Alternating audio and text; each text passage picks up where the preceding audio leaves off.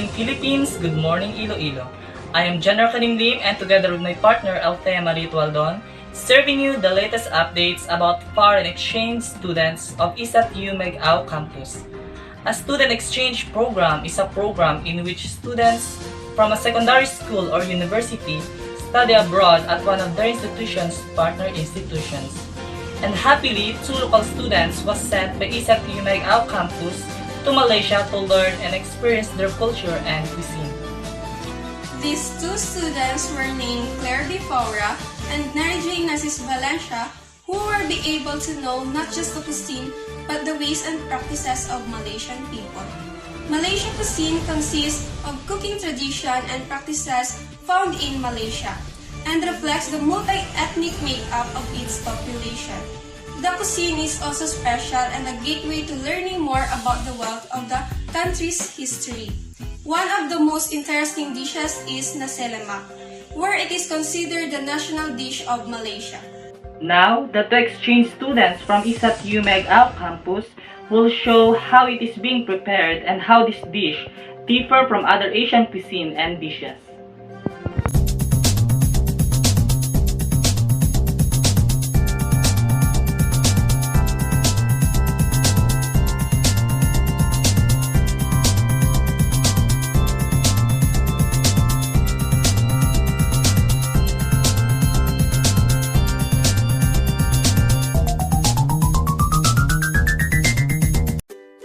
Salamat, Petang! Today, I will going to teach the 2 exchange students from ISAT UMEG-AU Iloilo, Philippines on how to cook Nasi Lemak. So these are the ingredients. 2 cups of rice, 3 onions, ginger, pandan leaves, coconut milk, 1 cup water, salt, the sambal sauce. These are the ingredients: blended onion, garlic, and ginger, chili paste, tamarind juice, sliced onions, salt, sugar, and oil. Other ingredients needed: peanuts, anchovies, 3 boiled eggs, and cucumber. So the procedure in preparing Nasi Lemak, first is wash and drain rice.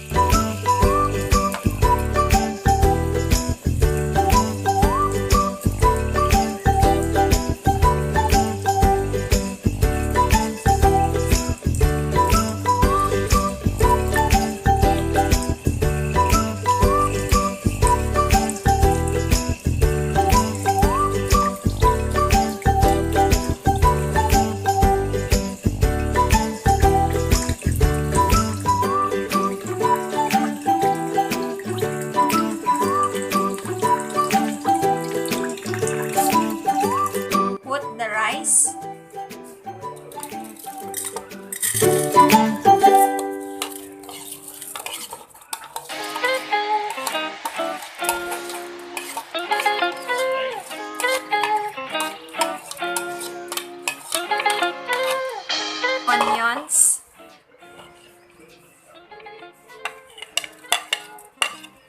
ginger, pandan leaves, coconut milk, water, and salt.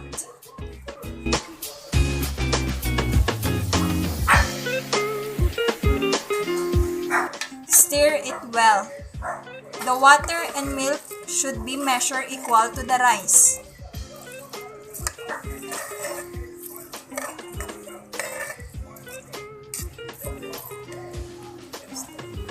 Cook for about 20 minutes or until the rice is cooked.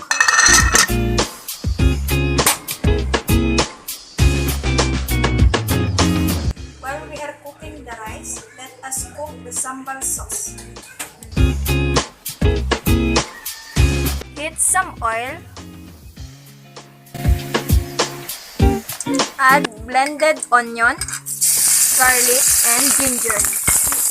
Fry until fragrant.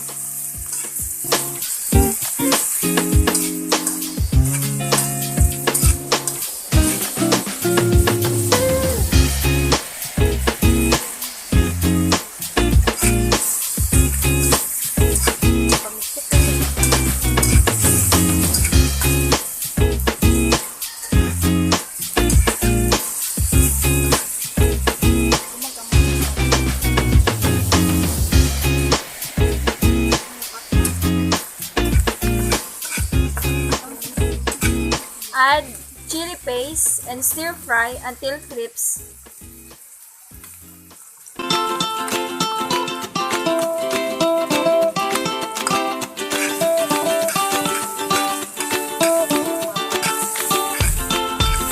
After that, add tamarind juice,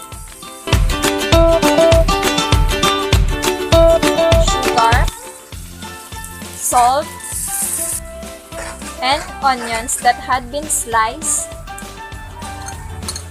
Cook until the onions wilt.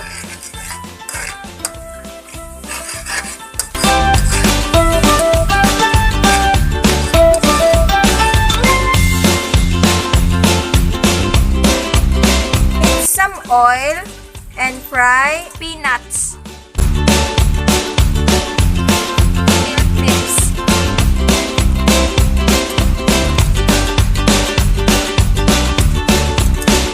Fry anchovies until crisp.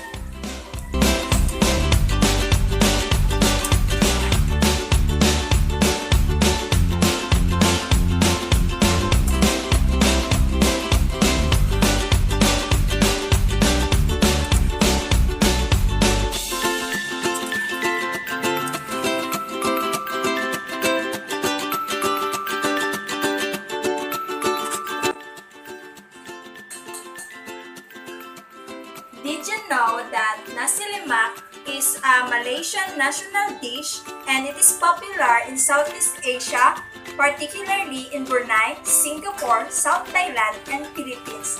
And Nasi Lemak is served at weddings and festivals.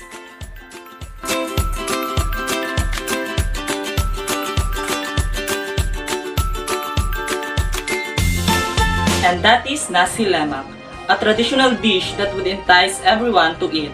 See you again next time for another experience. This is Exploring Asian Cuisine, your cuisine updates. God bless and keep safe.